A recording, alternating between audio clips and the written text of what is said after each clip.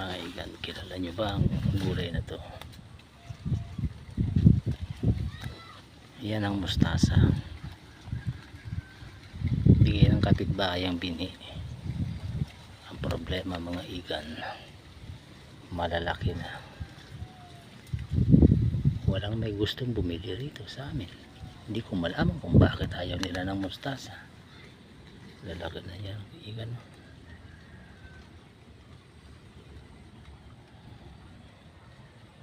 Konti lang yan pero walang bumili. Kaninang umaga isang tali lang ang kinuha ko, muntik pa hindi mabili, ayaw nila. Ito ang aking mga kamatis mga igan, marami yan hanggang doon.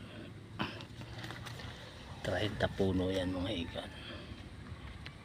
Pag yan namunga malamang kikita na naman ako ng barya. Ito ang aking mga pechay, idilipat ko na yan sa isang linggo.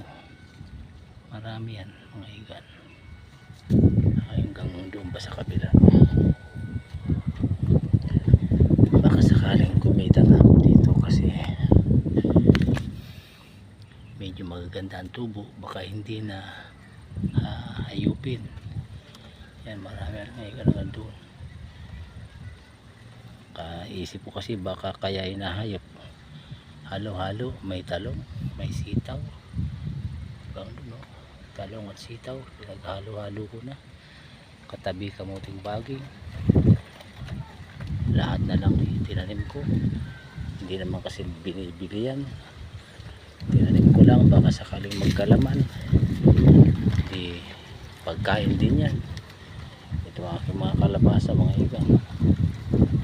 Ito ang mga tira-tirang pechay na inarpisan ko kanina. Ayan mga igan, dinalibre kami ng bigas na naman, 3 kilo bigas. Ang aking kalabasa mga igan, malago na yan,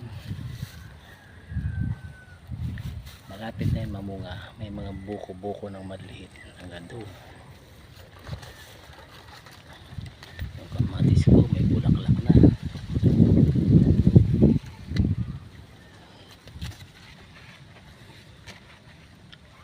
Ang gilid naman ito sitaw pa rin hanggang doon sa dulo. Sari-sari na lang para naman kahit papano pag namunga kikita kahit bari-barya. Paano mga igan, suporta naman nyo ako. Ibig ko nang huminto sa pagre-reels pero nananaginip akong tuloy ko pa. Baka sakaling mamonetize. Problema nga igan, nakakasira ng loob pag nakikita mong bagsak ang performance mo.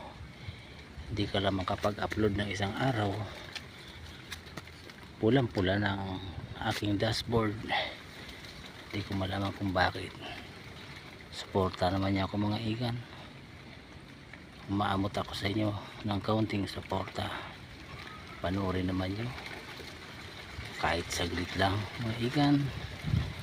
Kung maaari nga igan, i-share naman nyo. Maraming salamat, bye bye, magandang tanghali sa inyo. Mainit na sa pwesto ko, tanghali, alauna na kasi. Bye na mga igan.